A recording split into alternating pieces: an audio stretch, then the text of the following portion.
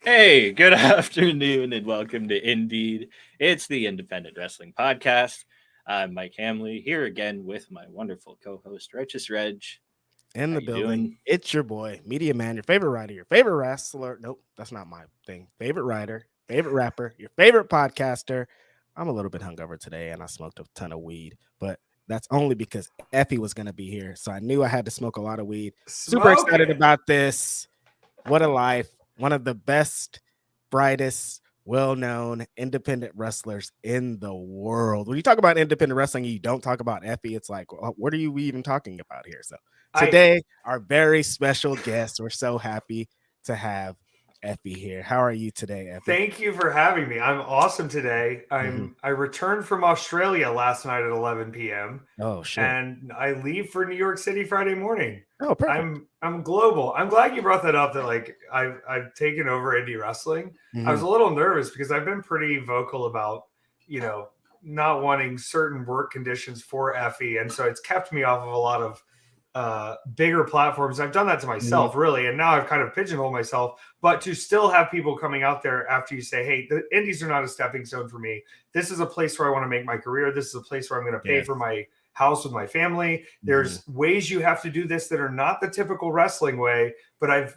managed to make it work, through thick and thin. So we're still out here. I'm That's doing the amazing. sixth big gay brunch. Yeah, I think that's kind of where I want to start because we are independent wrestling podcast. Yeah. So what our that's all we want to talk about. That's all we're about. Some people don't want to go to WrestleMania. Some people don't want to be the WWE champion or the AEW champion, even at this point.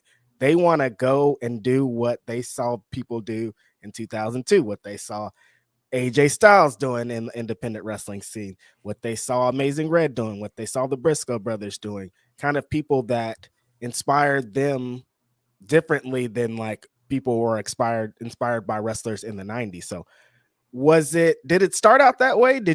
Was it originally like, you know what, maybe I do want to be in WrestleMania, maybe I do want to be the WWE champion, or was it always kind of like a conscious effort to be an independent wrestling star? So I mean, publicly, the way I've described it is, I think I have a little bit of an itch to Mm, answer a question, and so like I don't want to say I'm just existing as an experiment, but I kind of needed to know with the way distribution has shifted so much to mm, the internet, to social media, to being able to get in front of people without having to have sort of the permission to do it right. or needing someone else to put you in front of a million people. I mean, you look at TikTok.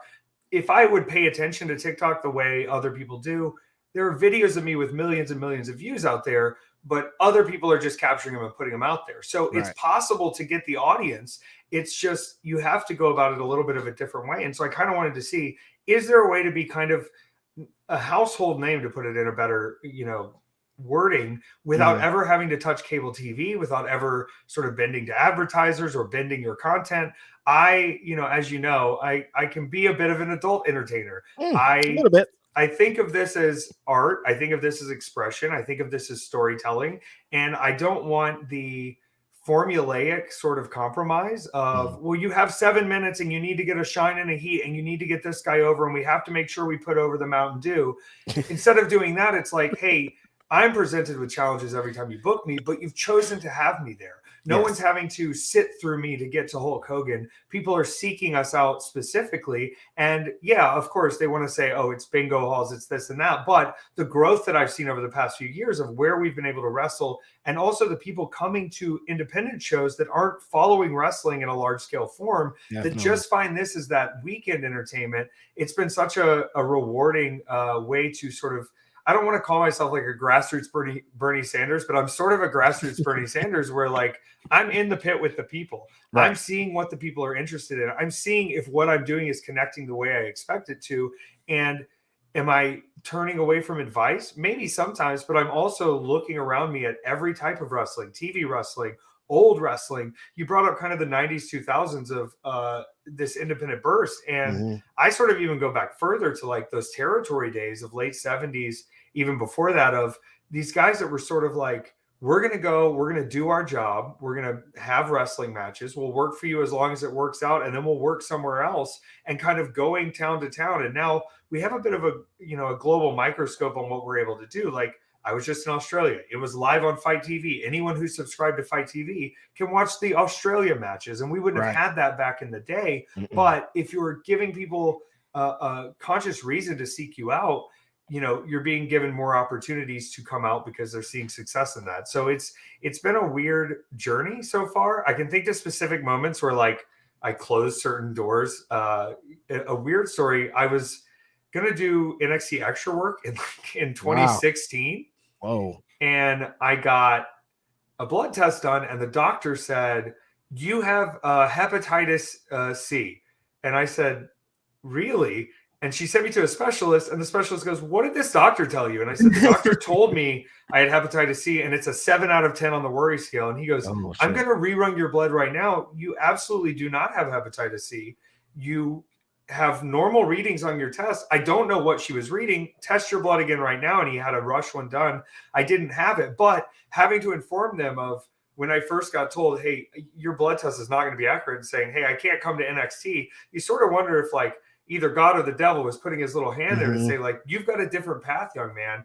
And now, like, the 7th Big Gay Brunch is about to be in Liverpool, England. So it's been a really chaotic 2022. And in 2023, I started the year taking a little time off and kind of trying to make sure this massive indie success wasn't tearing up what was going on in my home. And I think that will always be the big balance, because you think indie wrestler, you think, oh yeah, he might do a show in another state, or he might do a show here. But, like, I calculated my average speed for last year. If you took every single hour independently of the total amount that I traveled, and at any given moment, I'm going 17 miles an hour.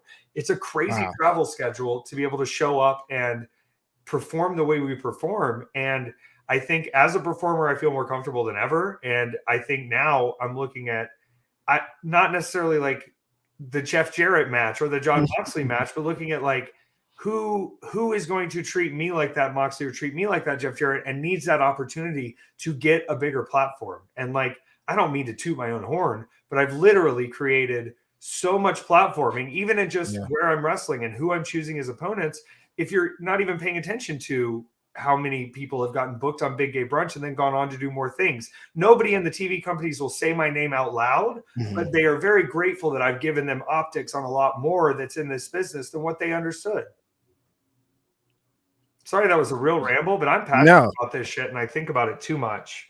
No, absolutely, as you should. And the big, like the bingo hall statement and stuff that you were kind of referring to earlier, it's like you look at something like GCW and IWS and how many people they packed into La Olympia in Montreal, and it's like,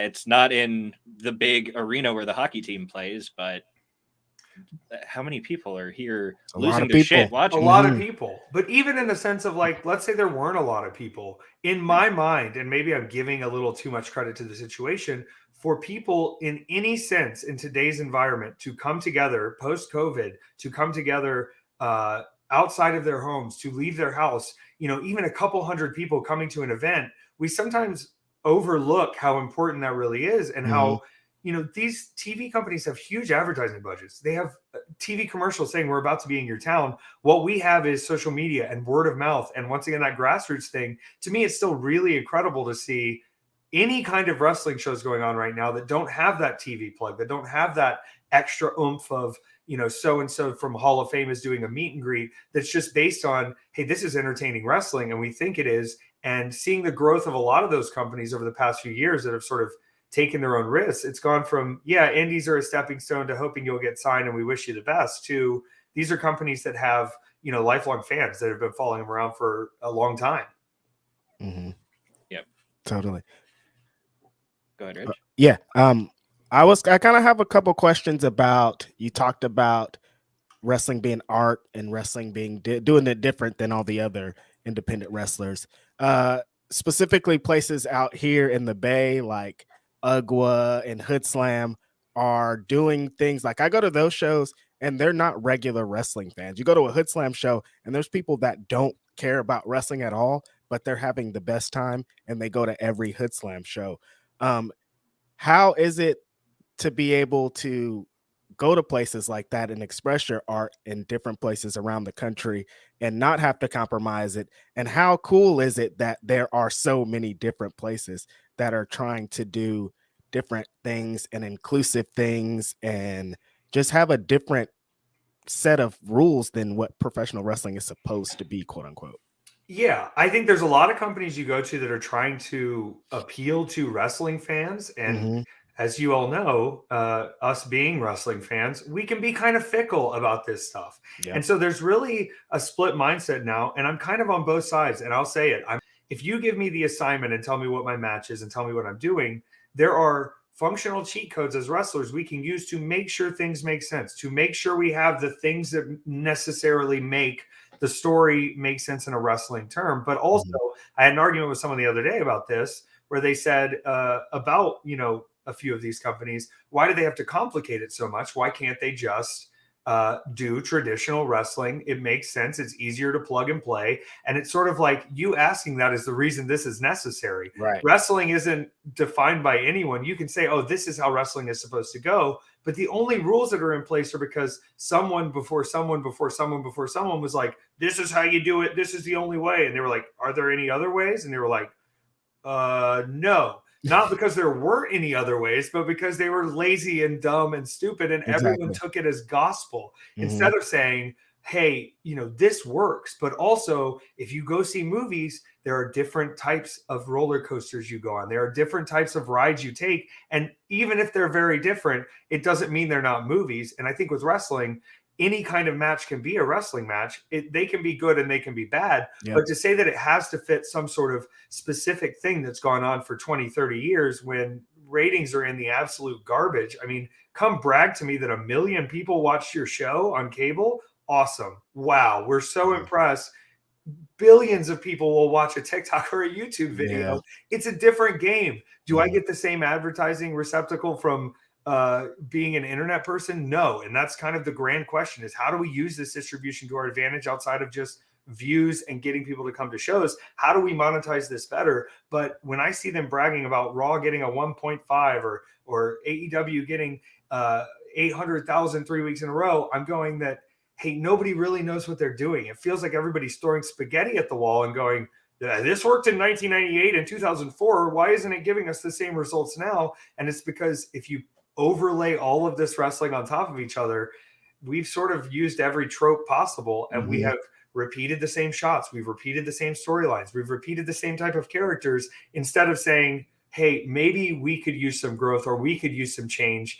And I have sort of referred to it as tucking our tails, because we have such a pride in our wrestling, and you have to do this and you have to show up for training and you have to have this, versus how could wrestling be easily accessible to people while we still maintain what we believe is the right version of it, or we believe is a correct version of wrestling, while also allowing more people to come in without having to know 8 years of storyline, or, well, you don't know what happened at this WrestleMania, and this is a callback to that. And this is, oh, actually, this is an inside joke that everybody knows. It should be palatable to everyone on viewing, and it shouldn't be something that is so overly complicated or requires so much insider knowledge that, Deborah, who's just bringing her kids because they want to see Roman Reigns, has no clue what's going on through the first 2 hours of this show.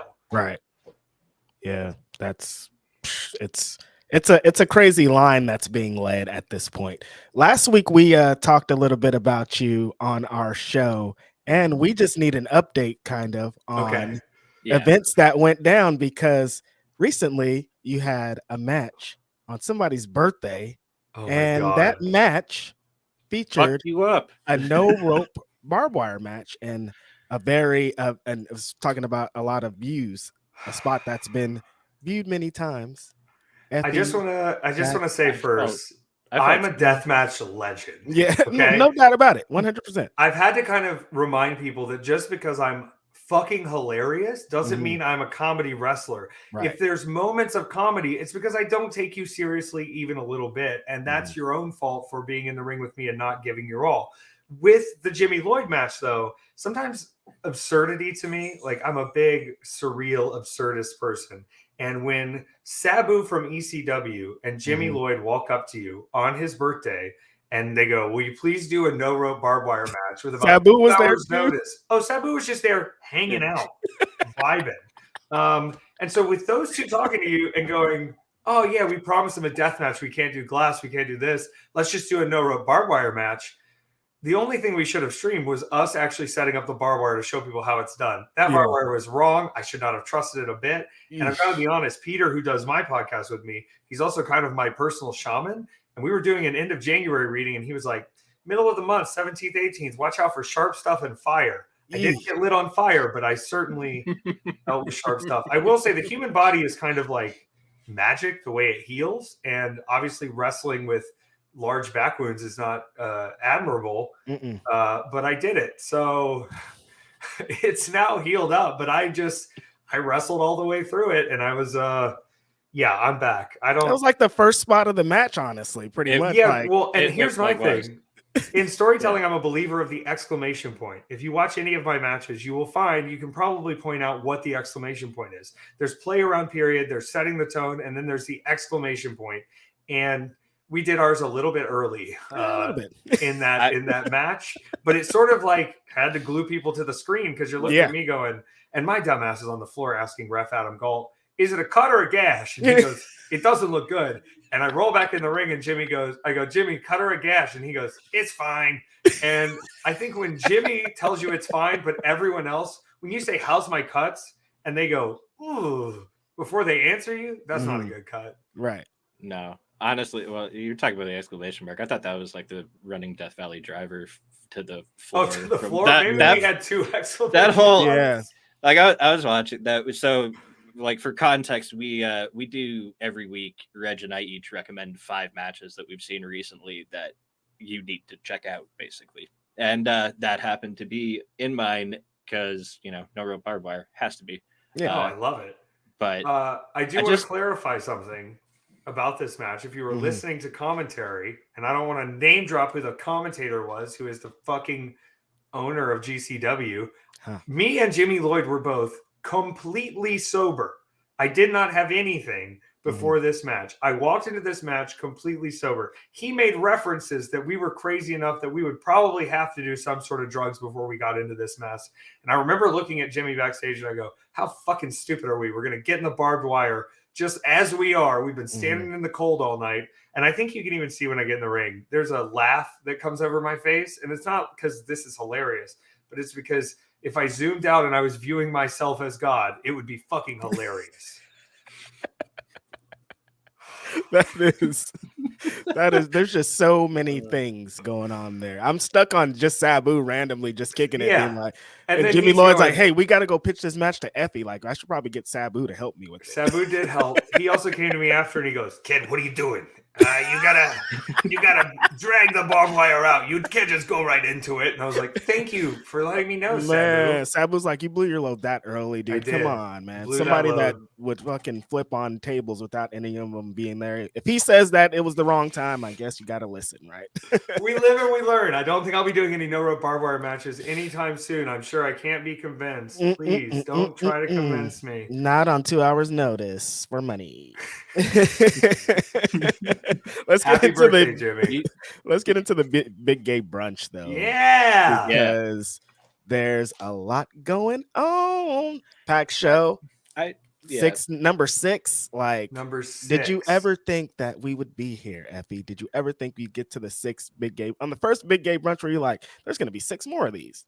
No, I thought it was a one and done. I didn't even think it would happen because the first one I had joked with Brett about it. I said, I'm going to book a gay brunch. And he's like, what are you talking about? And I was like, like just book all the gay talent. He goes, are there that many gay talent? And at this time there were, but we have to know about each other. Right. And I booked the first show and thank fucking God it didn't happen because of some of the jackasses I had booked. Because I had this mentality in my mind of like, if I'm going to get these gay people over, if I'm going to get these LGBTQ talents over, we have to appeal to the wrestling fan a little bit. And then I found out wrong.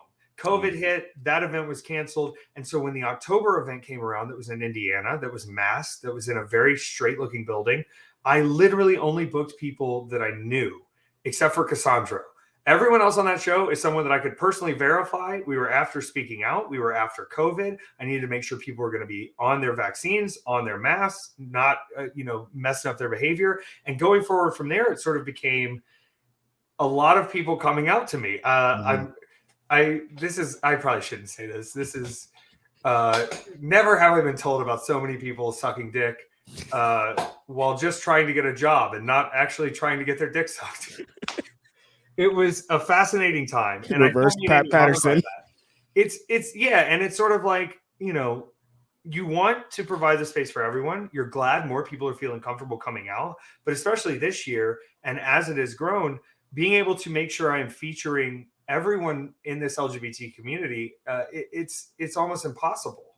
And I'm excited to see more queer shows popping up. I'm excited to see more queer talent just at regular shows that aren't necessarily queer shows. But I think especially, these weeks I took off, I was beating myself up trying to figure out how to do this card and who to feature and how to make this work, because Los Angeles is a really tough town. It's not easy to get people to Los Angeles. And so people sort of made decisions on their own to be there. It helped out a little bit, but it's also, I run the risk of, is this going to be a 3-hour show, which is sort of what I aim for? Or is this going to be an 8-hour show and everyone's so sick of this and there's 30 scrambles just because I want to feature everyone? And I think it's been hard to have the conversation to go, hey, Effie, you've done really good things, and be honest with myself like that. And then also say, hey, Effie, you have to sell out a building and you can't just keep holding everybody's hands to get them there. You have to make choices. You have to pick the people that are really working. And I always say that these WrestleMania time shows, they are not the time for you to really break out. I mean, in a sense it is, but it's also sort of an amalgamation of the whole year and who I've been looking at all year that's been working really hard, picking up bookings, jumping in the cars, making a name for themselves, maybe losing a few bucks on the road. Those are the people I'm looking at to give that chance to go even bigger, not just to say, oh, you had one match last year, you got to be on the show, I got to find a place for you.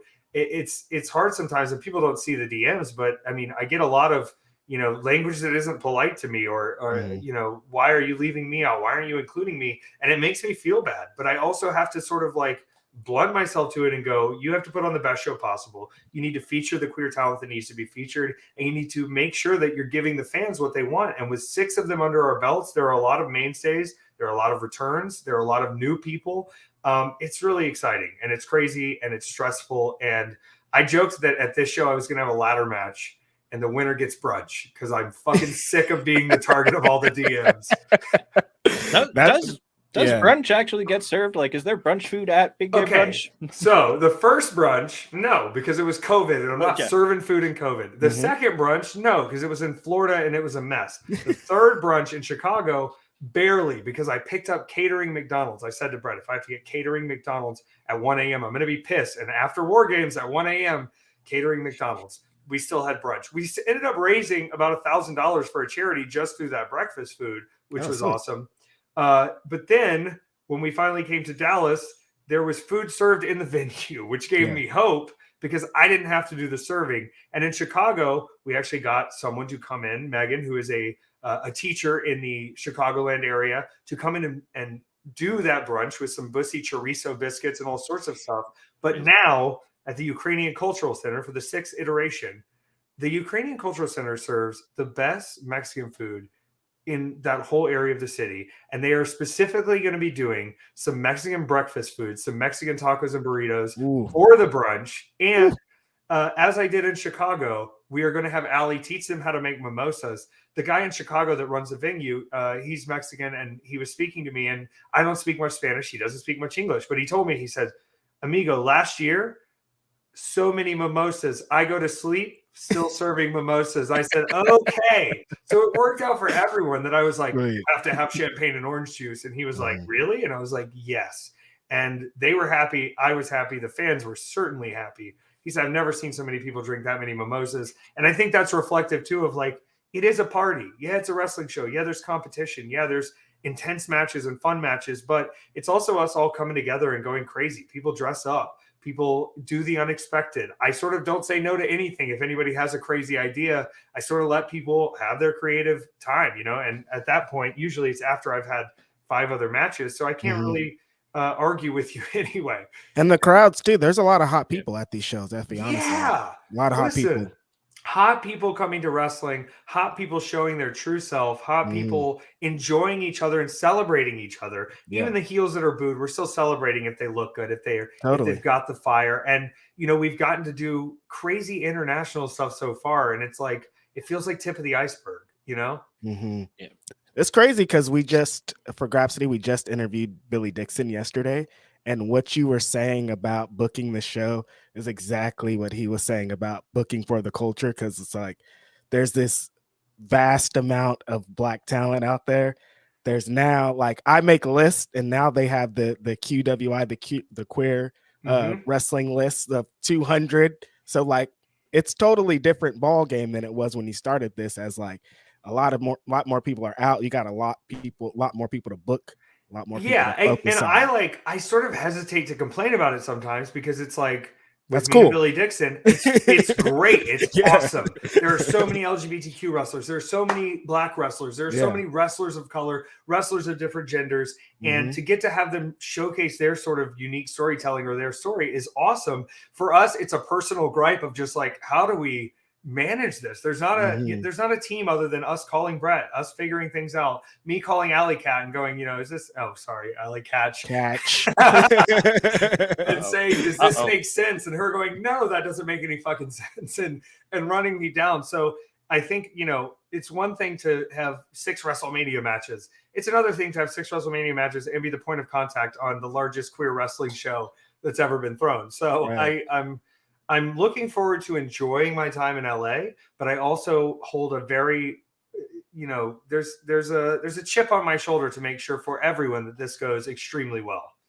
Awesome. And you've booked a hell of a card for the show. I haven't released shit yet, y'all. Well, no, I was thinking about that because there's some announcement graphics for talent announcements that I noticed don't have corresponding match graphics yet.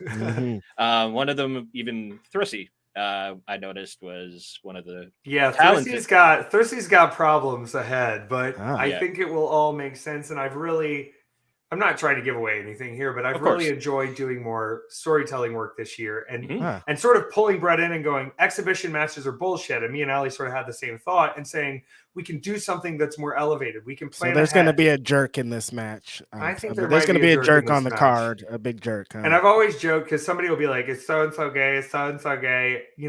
If I book 35 gay people, I'm allowed to book one hot, evil dude. Yeah. And the fans usually like it anyway. But then, I'm looking at, Fred Rosser versus Karam. Karam recently came out. Karam recently, what do they call it? The soft launch of the relationship on Instagram or however you do it.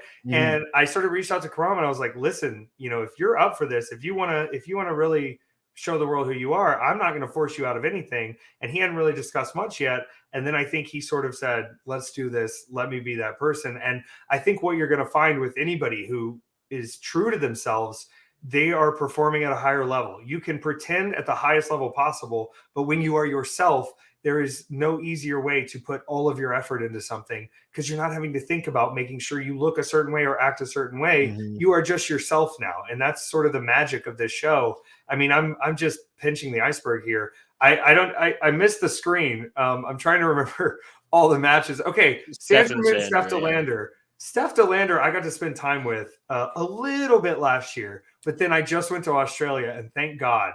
She is dynamite. She is crazy. They let her go at NXT, which blows my mind because she's such a not just a hoss and a powerhouse, and she's now teaming up with Cardona and Myers, and I think that's going to be a more permanent fixture.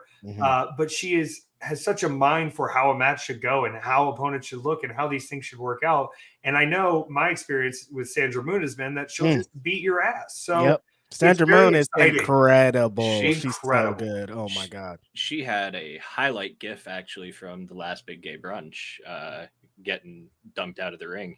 I'm sure she did. She also had a highlight reel with her match with EFFY, which I had to deal with, and I felt so bad for putting that on her, and I've adjusted my moveset because of that. Oh, I forgot about this controversy. This happened in San Francisco, right? At the UGWA show. Yes, it did. It did. Yeah. After I'd already wrestled the GCW show, I went over there and literally I was like, what do you want to do? And we put the match together, and she was like, I really want to do a power bomb. And I was like, I got a way to set it up. Do you care if we do this? And she's like, no, that's fucking hilarious. Mhm. And we did it. I need people to understand that what happens in the ring between two opponents, hate to kill your kayfabe, we've had the discussion. Yes. And I understand they're going to say, oh, well, it's power at play. Oh, maybe she won't get booked if she doesn't agree to the spot. Go talk to anyone in that locker room. I was exhausted after a 3-day weekend. We had driven to San Francisco. I was putting together, let me make this as easy as possible. Here's how we get from one place to another without me losing my brain. This isn't me going, I hope I trick her into seeing my crotch. It's me going, I don't care if you headbutt me in the dick and do the power bomb. It's the easiest way to get me up for it, and we don't have to think about this anymore. You know? Yeah. I love Sandra Moon. I'm sorry. I'm not going off on a tangent here. No, she's great. She's She didn't deserve any of that. For your give it to me. I don't give a shit. Give it to me. Say I grabbed my dick with John Moxley. Say I humped a girl in the face, but don't come after her. Mm-hmm. No. Yeah, she's still booked. I guess it worked. I don't know. She's killing it. She's on her way to Japan. Shout out to Sandra Moon. Holy shit. Yeah. I didn't even know. Yeah. Frequently mentioned name on the show. Mm-hmm. And still so humble and so wonderful and just kind to everyone. Yeah. But she will She's beat on her your way. ass. Oh, she will destroy you. That match is gonna bang. I can't wait to see it. Let's see the rest of this card here. Oh yeah. Mm-hmm. All right. Okay, let's talk about East versus West first. East versus West is all these girls talk so much shit, and all these girls say West Coast, Best Coast, East Coast, South Coast. I mean, I don't want to say it's a fact, but it's a fact. I just want to say that everyone in this match rips and is awesome. Yeah. And the only winner is the fans. And I know, listen, is it a lot of people in a match? Yeah. But being in these sort of matches, seeing these weird team ups, seeing how people work together who are sometimes opponents or have been across from each other, I think is super fascinating. And when you've got something on the line, like the pride of the coast, you know, I don't think they ever figured it out in the 90s. I think we still got to figure it out. If Biggie and Tupac couldn't figure it out, guess what? Maybe the gays can. Yes. I don't know. Okay, so this is, I'm going to point out Carlos Romo versus Devon Monroe. Every time I book Carlos Romo, it's pretty much in a match with another hot guy so that people could see two hot guys having a great match. And I've tried to remind him, I'm like, listen, you don't have to, it doesn't have to be a technical masterpiece if you don't want. They kind of want to see you shake your butt and maybe do a few things. It's still a technical masterpiece. Him versus Vidal in Dallas last year was incredible. Wow. So amazing. Devon Monroe has been on a tear, has been the one of the First Avenue champions in Minneapolis for destroying it over there forever. Yes. And has such a strong reaction in those shows. And I'll say this, I've seen Devon just develop such a self-worth over this last year that is, it's confident, it's true. And I think he's finally seeing that, like, yeah, you do have some cool shit going on. You need to trust it. And to see these two go at it, Carlos has been on a tear. He's motivated in America. I don't have much more to say other than I'm going to be watching. Carlos was so fun watching Carlos last weekend as well.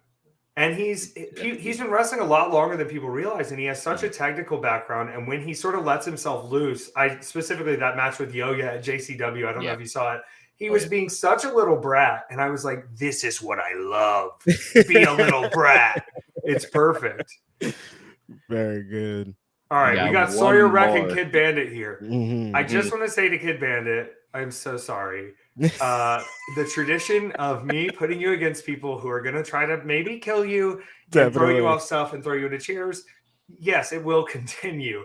I've had to wrestle Sawyer Wreck this year. I'm teaming up with Sawyer Wreck this weekend. Sawyer is a monster, is a giant, is so much fun and playful. And I think that it's a good foil for Kid Bandit. Yeah, they're similar in a lot of ways. They both have a sick sense of humor. But to see Kid Bandit sort of own who she is and own who she wants to be and become sort of this new magical dark princess, I want to see how that tests against Sawyer Wreck and to see if there's more grit underneath there than we originally thought. And I think we're going to be surprised at the Kid Bandit showing here at Big Gay Brunch. Sawyer looks like she's having fun when she's destroying people. Yeah. Like, not some people are like they're like, Mick Foley really likes this, but no, Sawyer's like, this is great. Like, yeah, and she's just caught a great wave or something. She's like, yeah, I just power bombed somebody on the chair the other way, but that was really fun. Me and the bad boy Joey Janela both took that top rope choke slam from her, and she giggling and smiling right afterwards. She thought she had killed us both. That's the kind of competitor I wanted a teammate, and that's who I want to book on the show. Did you almost kill me? Congrats, you're booked. You're on. Every match, she's smiling and laughing as she's putting people through doors and shit. I love it. Listen, it's going to be great. I just got to keep her and Allie on the same page here. Well, maybe on different pages. When they're on the same page, they're kissing on the apron. So I gotta really watch this. They might be distracted over there. You gotta keep it on the up and up with these people. But yeah, GCW's coming up. You booked every weekend, every week. Booked and busy. I took time off. It's a great place to be, right? At this point. Yeah, I think it is. And I think I've been kind of struggling with the fact that, like, during the first few periods of being a traveling professional wrestler full time, there was a lot of novelty. There are a lot of new places, new things to try, new foods to try. And so what I'm trying to do now is sort of pass the novelty, find more of the depth of it, and really make sure I'm doing my job and really make sure I'm taking advantage of all these places I'm going to, and I'm not missing out on opportunities. So it's been an interesting sort of shift that may not be noticeable to the public eye, but Effy's all business. Effy's here for the people. And I can't wait for a few more match announcements for LA to come out. Because there's one I'm thinking of in particular that I think is going to fuck everybody's world up. We are so ready for it. Now, Mania weekend. What it's gonna be a great time. I'm gonna be in LA. I'm gonna be at the Gay Brunch. I'm gonna be getting the whole entire time. So I'm gonna be sweaty and rattled. Oh, definitely. Yeah. Everybody's gonna be sweaty because it's the UCC, honestly. And remember, the only weed Effy's allowed to smoke is weed that is handed to him. For anyone in attendance, I can't buy it. I'm not allowed anymore. Nope. You have to hand it to me. Okay. Well, take that as a lesson because you're up in my neck of the woods this weekend as well. Whoa! You're in Toronto with GCW on Sunday. I live like an hour away. So please come. It's sold out. No, all right, hold on. Let me make some phone calls. Come on. This is EFFY. Let me see what I can pull off. I snuck a Business Insider reporter into the Melrose show last time and about got in trouble. I'm addicted to their YouTube channel. They have all the Business Insider one. Yeah, all these like so expensive and like all this like long-standing traditional methods of like making things that still exist and like why it's go check out. It has to be done this way and why technology can't advance certain industries. Exactly, and like how like modern machinery is trying to replace all of these like traditional methods, and they're like fighting to cling on. I mean, what's crazy is artificial intelligence has been writing Monday Night Raw for the past 12 years, and you see how that's gone. That's terrible. I don't know. I don't watch it. I watch Monday Night Raw. The Vince Hall of Presidents. I created Hulk Hogan. And they just plug it into Chat GPT. And you're like, none of this makes sense. And they're like, it made less sense when he was actually doing it. Wow. I mean, it's just a fact. I think to wrap this thing up, EFFY, sell us on Big Gay Brunch. Why should... There's so many wrestling my schedule, I don't even know how to plan this WrestleMania week. People are like, what are you doing? I'm like, there's so many shows going on at the same time. There's shows, all this. Why should people be at the Big Gay Brunch number 6? All right. Number one reason you need to come to the Big Gay Brunch. It's the best pregame spot before WrestleMania. We've got cheap drinks. We've got great action. I asked Brett, I said, Brett, I want to do the show at 3 p.m. And he said, no, that's WrestleMania starting like an hour after that. And I was like, I didn't even know that was happening. So that 11 a.m. spot, it actually works out great for the East Coast to watch at 2 p.m. But listen, Los Angeles, I need you to wake up. Sometimes you can barely get there for an 8 o'clock p.m. show. That's a fact. Wake up, come get drunk, feel the environment. Beyond any matches, beyond any wrestlers, it is, and I'm saying this because it's my show, but also it's the most fun I have at any kind of show. There's just a sense of community and friendship and support and party and excitement and destruction. And you get to see my favorite version of queer acceptance, which is when you boo someone, not because they're queer, but because they're a piece of shit. Fantastic. Amazing. Before we wrap things up, I just want to acknowledge a super chat that we got here from Van Twinblade. Hi from the whiteboard guy at Glory Pro. Hello. I love your whiteboard. Thank you for changing it. We've taken lots of fun pictures together. I think I will be back at Glory Pro pretty soon, but I can't say yet. Fantastic. And Big Gay Brunch is on Saturday, April 1st. It'll be 11 a.m. Pacific time, which means I get to watch it at 2 p.m. Yes. Which is actually the time Gay Brunch occurs. There you go. Like if homosexuals are eating brunch, it's at 2 p.m., not 11 a.m. I'm sorry, there's restrictions. I can't do it any later. Y'all just got to wake up. I know you got circuit parties the night It's going to be tough. A Friday night and then waking up for the Big Gay Brunch. But Listen, it, you guys. Get some 5-hour energy. I just need everyone to remember, no matter how tired you are, I am more tired. Way more tired. It is such a release to get to that point of the weekend. It's going to be my last match of the weekend, I'm fairly certain. And it's just a let it all go thing where we all have the best time of our life. Yes.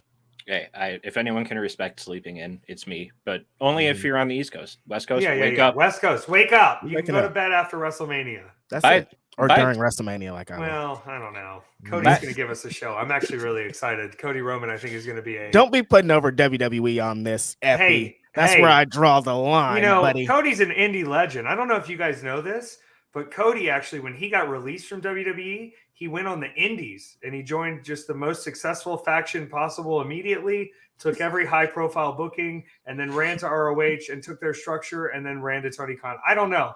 I'm fascinated by the guy.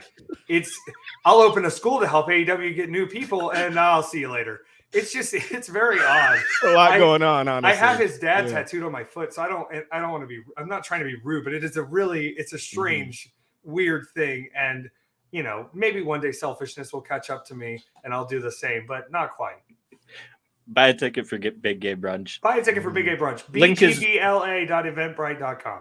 Where can we find you? Where can we invest? You have streams, you got merch, you got all the things. Let us know where we can get the best of EFFY. On Instagram, Twitter, LinkedIn, I think.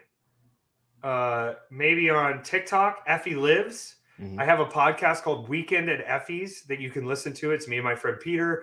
He doesn't watch wrestling at all, and I explain my weekends and my travels with him. Amazing. It's free. You can listen to it. And wrestlingisgay if you want to buy some wrestling. Wrestling is Gay merchandise and fans and other cool stuff to let everyone know, how gay wrestling actually is. Well, it's there. I just got a memory in my head of Eric Rowan for the first time this weekend, seeing all my Wrestling is Gay merch, and he goes, that doesn't seem nice to do. And I was like, no, I mean it like it's a good thing. And he was like, does it sell? And I was like, oh yeah, brother. And then we became fast friends after that. But he was very that doesn't seem like a nice thing. He said, this seems really hateful. I was like, no, it's all in love. Yeah. It's not the 1994 derogatory usage. This is like in the Flintstone song.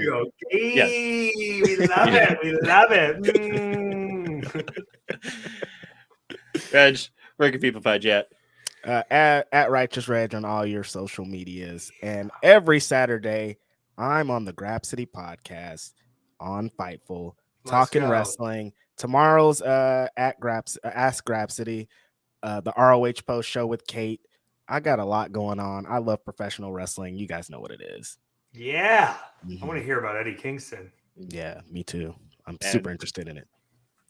And myself, I use Twitter, and I don't really do anything else besides this show because I work a full-time day job, and I have a wife and kid and shit. It's life.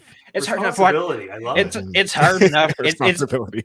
It's hard enough to watch 3 or 4 indie shows every week to find shit to talk about here every Wednesday, and then still do all that. No more. We're good. Here's what you do: you just watch them on 2x speed.